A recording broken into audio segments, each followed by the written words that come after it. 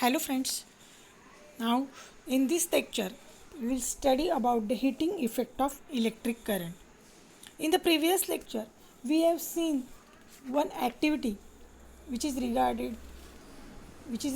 to the heating effect.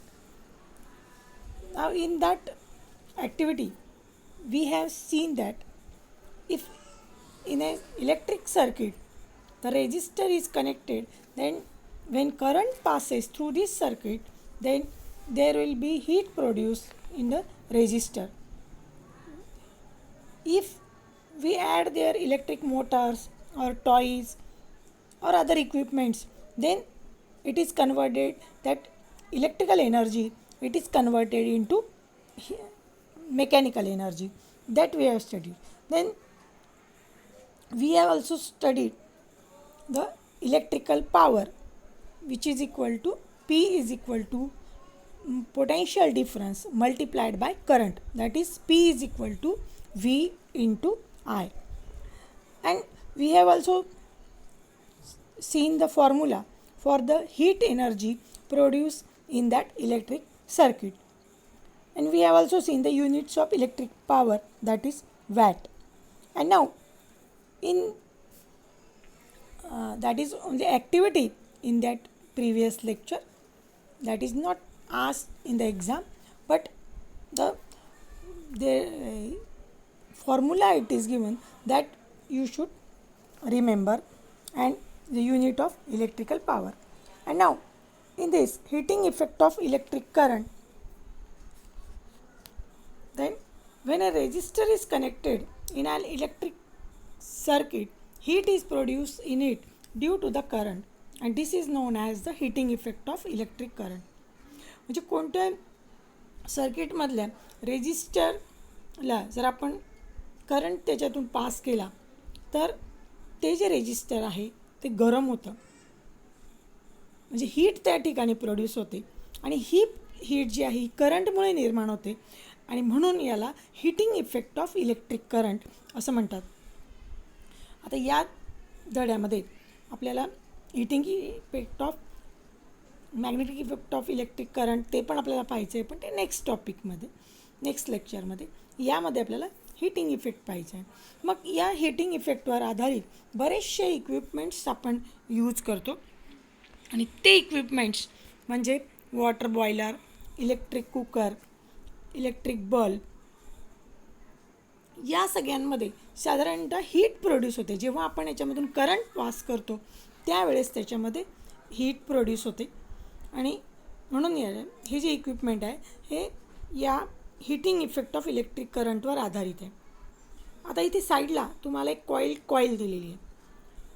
त्यानंतर इथे दुसरा एक फिगर दिली आहे, दॅट इज सोलोनाईड टाईप कॉईल, म्हणजे स्प्रिंगसारखी एक कॉईल आहे. आणि आधीच्या कॉईलमध्ये काय ऑलरेडी ते कॉईल असते आणि त्याचं पुन्हा कॉईलिंगमध्ये कन्वर्ट केलेलं असतं, म्हणून त्याला कॉईल म्हणतात. आणि दुसरी जी आहे ती सोलोनाईड टाईप. मग या सगळ्या जे इक्विपमेंट्स आहेत या सगळ्यांमध्ये साधारणतः या पद्धतीने कॉईलचा यूज केलेला असतो, आणि या कॉईलमधून म्हणजे it will act as a resistor, आणि या कॉईलमधून जेव्हा करंट पास होतो त्यावेळेस त्या ठिकाणी हीट एनर्जी प्रोड्यूस होते, आणि ती कॉईल जी आहे ती गरम होते, आणि त्यातून आपण मग बाकीचे त्याचे यूज करून घेऊ शकतो. म्हणजे इलेक्ट्रिकल एनर्जीचं हीट एनर्जीमध्ये कन्व्हर्शन होतं. आणि electrical conductor having higher resistivity are use here. आता या ठिकाणी ह्या ज्या कॉईल वापरलेल्या आहेत, या कॉईल ज्या आहेत अशा अलॉईजच्या किंवा मेटलच्या वापरलेल्या असतात की ज्यांची रेजिस्टिव्हिटी खूप जास्त असते. For example, the coil is made up of an alloy nichrome which is use in the electric heater, cooker as a resistor. म्हणजे या ठिकाणी ही तुम्ही फिगर पाहताय, या ठिकाणी इलेक्ट्रिकची शेगडी आहे, त्यानंतर हीटरची कॉईल आहे. ह्या कॉईलमध्ये ही जी कॉईल आहे इथं जे अलॉय वापरलं जातं त्याचं नाव आहे नायक्रोम, आणि त्याची रेजिस्टिव्हिटी खूप जास्त असते. आणि जेव्हा यातून करंट पास होतो आणि त्यावेळेस हे करंट जाण्यासाठी त्यांना फार मोठा रेजिस्टन्स निर्माण होतो, आणि या रेजिस्टन्समुळे त्याच्यामध्ये हीट मोठ्या प्रमाणावर प्रोड्यूस होते. आणि म्हणूनच हे जे ज्यांची हायर रेजिस्टिव्हिटी आहे अशा कॉईल्सचा या हीटरच्यामध्ये किंवा कुकरमध्ये यूज केला जातो. आणि साधारणतः त्याच्यामध्ये दुसरे बरेच असतात, पण मेनली साधारणतः त्याच्यामध्ये नायक्रोमचा यूज केला जातो. आता हे जे दुसऱ्या टाईपचं सोलोनाईट टाईपची जी कॉईल आहे, जी आपण या इलेक्ट्रिक बल्बमध्ये पाहतोय, या इलेक्ट्रिक बल्बमध्ये हे जे टंगस्टन वायर यूज केली जाते. म्हणजे तुम्ही बल्बच्या आतल्या बाजूला जर कधी निरीक्षण करून पाहिलं असेल तर तुम्हाला अशी बारीक अशी स्प्रिंग दिसते त्याच्यामध्ये. मग ही स्प्रिंग जी आहे ही सोलोनाईट टाईप स्प्रिंग असते. म्हणजे सोलोनाईट या टाईपची, हा जो कॉईल आहे सोलोनाईट टाईप यासारखी पण अगदी बारीक अशी असते ती स्प्रिंग. तुम्ही घरी एखादा बल्ब असेल तुमचा जुना वगैरे तर ते काढून त्याचं ऑब्झर्वेशन करा तर तुमच्या लक्षात येईल एक बारीक अशी कॉईल त्याच्यामध्ये असते आणि ही टंगस्टन या मेटलची बनलेली असते. आणि याचा बॉइलिंग पॉईंट जे आहे टंगस्टन मेल्टिंग पॉईंट हा खूप हाय असतो. साधारणतः 3400 डिग्री सेल्सिअसच्या पेक्षा जास्त असतो. आणि मग जेव्हा यातून करंट पास होतो, याची रचना या पद्धतीने, मध्ये व्हॅक्यूम असतो, त्यानंतर मध्ये ती सोलोनाईट कॉईल असते. आणि जेव्हा याच्यातून करंट पास होतो त्यावेळेस ते खूप मोठ्या प्रमाणावर हीट होतं, त्याची रेजिस्टिव्हिटी खूप जास्त असते, मोठ्या प्रमाणावर हीट होतं आणि मग तो लाईट इमिट करायला लागतो. आणि म्हणूनच लाईटसाठी याचा आपण उपयोग करून घेतो. म्हणजे electrical energy is converted into light energy. तसंच हा बल्बसुद्धा खूप गरम झालेला असतो, म्हणजेच इथे हीटसुद्धा बाहेर पडते. दोन्ही याच्यामध्ये तुम्हाला असं लक्षात येईल की इलेक्ट्रिक करंटचं रूपांतर या ठिकाणी electric energy it is converted into heat energy and light energy. आता या ठिकाणी या टंगस्टन वायरचं ऑक्सिडेशन होऊ नये म्हणून त्यासाठी व्हॅक्यूम असते बल्बमध्ये, किंवा व्हॅक्यूम जर शक्य नसेल तर त्या ठिकाणी नायट्रोजन, ॲर्गॉन यासारख्या इनर्ट गॅसेस, निष्क्रिय वायूंचं मिक्सचर या बल्बमध्ये भरलेलं असतं की त्यामुळे एवढे टेम्परेचर निर्माण होऊनसुद्धा त्या ठिकाणी त्या वायरचं ऑक्सिडेशन होत नाही. तर अशा पद्धतीने ही या बल्बची रचना असते. आणि या ठिकाणीसुद्धा heating effect of electric current हे प्रिन्सिपल वापरलं जातं. The hot wire also radiates heat to a certain extent. मग ही जी हॉट वायर आहे ही वायर मोठ्या प्रमाणावर हीट रेडिएट करते. तर आपण बरेचसे असे जे इक्विपमेंट्स पाहिलेले आहेत आपल्या घरामध्ये पण आपण जे वापरतो की ज्यामध्ये या इलेक्ट्रिकल एनर्जीचं हीट एनर्जीमध्ये कन्व्हर्शन होतं, ते सगळे या प्रिन्सिपलवरच काम करतात. आणि म्हणूनच याला heating effect of electric current असं म्हणतात. म्हणजे ही जी कॉईल आहे ही कॉईल जी गरम झालेली दिसते आपल्याला, लाल झालेली दिसते काही ठिकाणी, तर किंवा काही लाल न होता नुसती हीट त्याच्यातून बाहेर पडते. त्यानंतर आपण ही जी घरगुती प्रेस आहे, कपडे प्रेस करण्यासाठी ज्याचा आपण यूज करतो, मग त्या ठिकाणीसुद्धा आतमध्ये जी कॉईल असते ही कॉईलसुद्धा अशाच प्रकारे हाय रेजिस्टन्स असलेल्या मेटल किंवा अलॉयचं बनलेलं असतं. आणि त्या ठिकाणी जेव्हा करंट पास होतो त्यावेळेस मोठ्या प्रमाणावर हीट निर्माण होते आणि त्यामुळे आपण ती प्रेस गरम होते आणि आपण कपडे प्रेस करू शकतो. तर हे जे सगळे एक्झाम्पल्स आहे हे सगळे या हीटिंग इफेक्ट ऑफ इलेक्ट्रिक करंटवरती डिपेंड आहे. त्यानंतर आता याच्यातला पुढचा जो टॉपिक आपल्याला पाहायचा आहे तो टॉपिक म्हणजे शॉर्ट सर्किट आणि ओव्हरलोडिंग. आता शॉर्ट सर्किटच्या बऱ्याचदा तुम्ही हा शब्द ऐकला असेल की मोठमोठ्या बिल्डिंग्सला ही आग लागते, ही शॉर्ट सर्किटमुळे आग लागली, असं तुम्ही ऐकलेलं असेल, टी व्हीमध्ये वगैरे पाहिलेलं पण असेल. मग हे शॉर्ट सर्किट म्हणजे नेमकं काय, की नेमकं या ठिकाणी ही कोणती काय होतं, कशामुळे शॉर्ट सर्किट होतं, that we will see. Sometimes if we switch on an equipment in our house the electrical fuse wire melts and the electric supply shut down. आता बरेचदा आपल्याला दिसतं घरामध्ये सुद्धा की एखादा स्विच ऑन करतो एखाद्या इक्विपमेंटचा, एखाद्या वस्तू आपण चालू करतो आणि लाईट जे आहे इलेक्ट्रिक सप्लाय कट होतो, लाईट चालले जातात. मग हे जे आहे हे नेमकं कशामुळे होतं की अचानक लाईट जाणं, म्हणजे त्या ॲपॅरेटसमध्ये काही खराबी असते का किंवा काय, तर मग नेमकं हे कशाशी रिलेटेड आहे, ते या शॉर्ट सर्किटशी रिलेटेड आहे. Now the home electrical connection they consist of live, neutral and earth wire. आपल्या घरी जे इलेक्ट्रिकल कनेक्शन्स असतात त्याला साधारणतः 3 पॉईंट, 3 फेज तुम्ही पाहता 3 पॉईंट्स असतात. त्यातली 1 लाईव्ह वायर असते, लाईव्हला जोडलेली असते, दुसरी न्यूट्रल असते आणि तिसरी अर्थिंगला जोडलेली असते. The live and neutral wire have the potential difference of 220 volts. मग यांच्यामध्ये पोटेन्शियल डिफरन्स असल्याशिवाय करंट फ्लो होत नाही. आणि हा पोटेन्शियल डिफरन्स जनरली भारतामध्ये साधारणतः तो लाईव्ह अँड न्यूट्रल वायरमधला 220 व्होल्टच्या जवळपास असतो, त्याच्या नियर अबाउट आजूबाजूला असतो, 200 to 250 near about. So this live and neutral wire, they have the potential difference near about 220 volts. Then the earth is connected to the ground. जी तिसरी जे अर्थ वायर असते ती आपल्या सर्व घरांमधून ते कनेक्शन फिरवलेलं असतं आणि त्याचा टोक जे आहे ते अर्थमध्ये सोडलेलं असतं. आता समजा एखाद्या इक्विपमेंटमध्ये जर काही फॉल्ट झाला तर हे जे लाईव्ह वायर आणि न्यूट्रल वायर हे एकमेकांच्या अगदी जवळ येतात आणि त्यातून हा जो चार्ज आहे इलेक्ट्रिकल चार्ज, तो चार्ज तिथल्या तिथं फ्लो व्हायला सुरुवात होते. म्हणजे समजा फॉल्ट झाला किंवा एखाद्या आपण पाहतो की या लाईव्ह आणि न्यूट्रल वायरच्या आजूबाजूला प्लॅस्टिक कोटिंग असतं.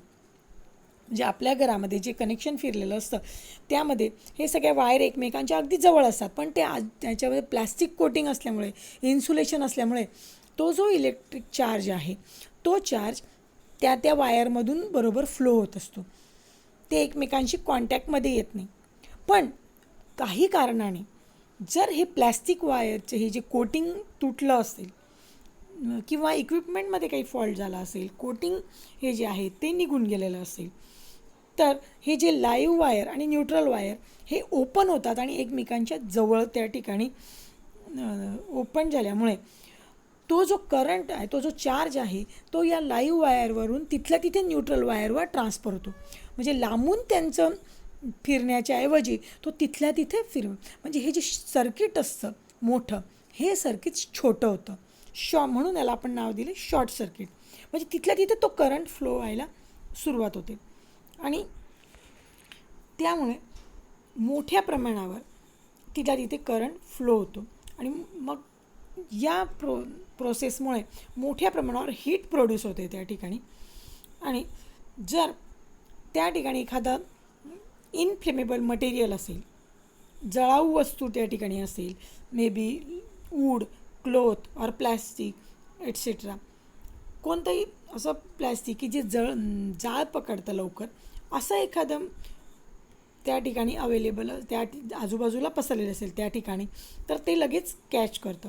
म्हणजे आपण जसं पाहतो की कापसाच्या गाठींना आग लागते शॉर्ट सर्किटमुळे. म्हणजे कापूस हा इनफ्लेमेबल आहे, त्याला थोडंसंही अडशी थिणगीसुद्धा पुरेशी असते आणि मग जेव्हा शॉर्ट सर्किट होतं त्यावेळेस त्या थिणग्या उडायला लागतात, त्यातून स्पार्कलिंग व्हायला सुरुवात होते आणि या स्पार्कलिंगमधून ते जर एखाद्या जळाऊ वस्तूवर पडलं, इनफ्लेमेबल मटेरियलवर जर पडलं, तर त्या ठिकाणी फायर म्हणजे आग पकडली जाते. आणि this is called as short circuit. आणि हे हीट जास्त प्रमाणावर प्रोड्यूस होते आणि शॉर्ट सर्किट होतं आणि हे होऊ नये म्हणून त्यासाठी आपण प्रिकॉशनरी मेजर म्हणून आपल्या घरामध्ये फ्यूज लावत असतो. आणि या फ्यूजचं जे रचना आहे ती तुम्हाला मागच्या स्टँडर्डमध्ये तुम्ही पाहिलेली आहे. या फ्यूज वायरमुळे काय होतं की जेव्हा हाय करंट फ्लो होतो या शॉर्ट सर्किटमुळे, then the fuse wire melts and breaks the circuit and the other जे any accident that is avoided. म्हणजे जर समजा ही दुर्घटना टाळायची असेल तर हे फ्यूज वायर या ठिकाणी मोठ्या म्हणजे महत्त्वाचं काम करतं. म्हणजे एक्सेस हीट जर त्या ठिकाणी प्रोड्यूस झाली, एक्सेस करंट पास होत असेल, तर हीट प्रोड्यूस झाली, तर एका परमिसिबल अमाऊंटपेक्षा जास्त हीट त्या ठिकाणी प्रोड्यूस झाल्यामुळे ती जी फ्यूज वायर आहे ती मेल्ट व्हायला सुरुवात होते आणि ते मेल्ट झाल्यामुळे त्या ठिकाणचा इलेक्ट्रिक करंट जो आहे तो स्टॉप होतो आणि इलेक्ट्रिक करंट स्टॉप झाल्यामुळे पुढची दुर्घटना टळू शकते. म्हणजे शॉर्ट सर्किटमुळे जी आग लागण्याची शक्यता असते ती आपण थांबवू शकतो. तर हे जे आहे ही एक घटना शॉर्ट सर्किटची ही याच्याशी रिलेटेड आहे. It is also related with the heating effect of electric current. म्हणजे याच्यामध्ये तुमच्या लक्षात येईल की जेव्हा करंट पास होतो आणि जर तो तिथल्या तिथे पास व्हायला सुरुवात झाली, चार्ज तिथल्या तिथे पास झालं, तर त्यामुळे हीट निर्माण होते मोठ्या प्रमाणावर आणि ही मोठ्या प्रमाणावर निर्माण झालेली हीटच या आग पकडण्यासाठी कारणीभूत ठरू शकते किंवा आग लागण्यासाठी कारणीभूत ठरू शकते. मोठमोठे ॲक्सिडेंट याच्यामुळे होऊ शकतात. आता हा जो भाग आहे म्हणजे की फाइंड आउट की check monthly electricity bill received from the electricity distribution cooperative limited, हा भाग या वर्षीसाठी डिलीट केला गेलेला.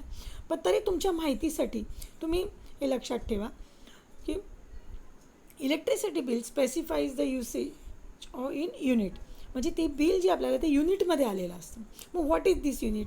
मागच्या लेक्चरमध्ये सुद्धा आपण त्या संदर्भात पाहिलं की 1 किलोवॅट आवर म्हणजे 1 किलोवॅट जर पॉवर असेल त्याच्या आणि 1 तास जर ते फ्लो झालं,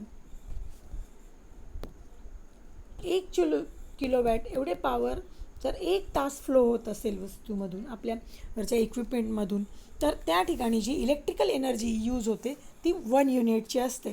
हे आपण मागच्या लेक्चरमध्ये पण पाहिलं आहे.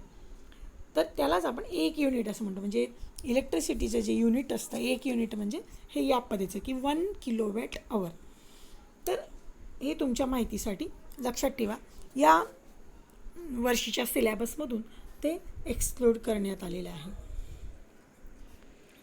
मग आता याच्यातला पुढचा जो भाग आहे तो म्हणजे ओव्हरलोडिंग. हा सुद्धा याच्याशीच रिलेटेड आहे.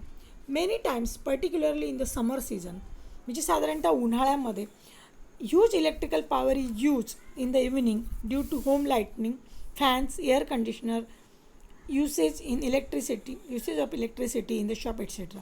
म्हणजे उन्हाळ्यात साधारणतः आपण AC किंवा कूलर्स आहेत, फॅन्स आहेत, लाईट्स आहेत, मोठमोठ्या प्रमाणावर आपण त्याचा जास्त प्रमाणात यूज करतो आणि ॲट ए टाईम जर ते सुरू केले तर excess current is drawn from the transformer supplying the electricity. मग एकाच वेळेस हे सगळे ॲपेरेटस सुरू झाल्यामुळे काय होतं की त्या ट्रान्सफॉर्मरमधून जास्त प्रमाणावर इलेक्ट्रिसिटी सप्लाय होतो आणि जर त्या ट्रान्सफॉर्मरची कॅपॅसिटी इनसफिशियंट असेल तर त्यामुळे सुद्धा फ्यूज वायर मेल्ट होते आणि तो सप्लाय जो आहे तो शटडाऊन होतो आणि such events occur due to overloading.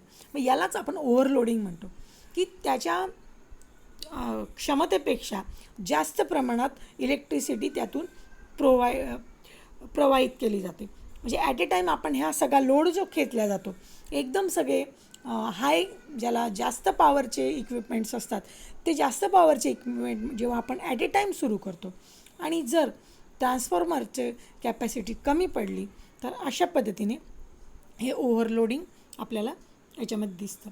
तर आधी जे आपण शॉर्ट सर्किट पाहिलं आणि हा दुसरा टर्म जो आहे तो त्याचं ओव्हरलोडिंग. या ओव्हरलोडिंगमुळे सुद्धा काही वेळेस हा फ्यूज मेल्ट होतो आणि त्यामुळे इलेक्ट्रिक सप्लाय जो आहे तो शटडाऊन होतो. म्हणजे इथे सुद्धा हा heating effect of electric current और electric energy that is related. म्हणजे हे सुद्धा त्याच्याशीच रिलेटेड आहे. आता याच्यामध्ये तुम्हाला फिगरमध्ये काही इक्विपमेंट्स दाखवलेले आहेत. हे फ्यूज वेगवेगळ्या प्रकारचे फ्यूज या ठिकाणी दाखवलेले आहे आजकालच्या याच्यामध्ये जे वापरले जातात. दिस डेज मिनिएचर सर्किट, याला जे नाव दिले मिनिएचर सर्किट ब्रेकर्स MCB, ती switches are use in the homes. तुम्ही जर मोठमोठ्या बिल्डिंग्समध्ये जे ठिकाणी इलेक्ट्रिक सप्लाय जो खालच्या साईडला सगळे स्विच लावलेले असतात त्या ठिकाणी तुम्हाला अशा प्रकारचे स्विच दिसतात. Wien the current in the circuit suddenly increases this switch opens and current stops. म्हणजे इथे फ्यूज उडायचा प्रश्न येत नाही, तर ते स्विच जे आहे ते स्विचच ओपन होतात जर एक्सेस करंट जर पास होत असेल तर. आणि मग करंट स्टॉप होतो. So different types of MCBs are use for the entire house. However the usual fuse wire is use. आणि या घरासाठी जी आहे साधारणतः या फ्यूज वायर, मेन एक फ्यूज वायर त्या ठिकाणी फ्यूज लावलेला असतो की जर एखाद्या दिवस अशी काही घटना घडल्या शॉर्ट सर्किटिंग किंवा ओव्हरलोडिंगसारख्या, तर तो फ्यूज मेल्ट होतो. त्या ठिकाणची इलेक्ट्रिक सप्लाय जो आहे तो शटडाऊन केलो, ऑटोमॅटिक शटडाऊन होतो आणि मग पुढचे ज्या दुर्घटना आहे त्या टळतात. तर हे या हिटिंग इफेक्ट ऑफ इलेक्ट्रिक करंटशी रिलेटेड काही घटना होत्या.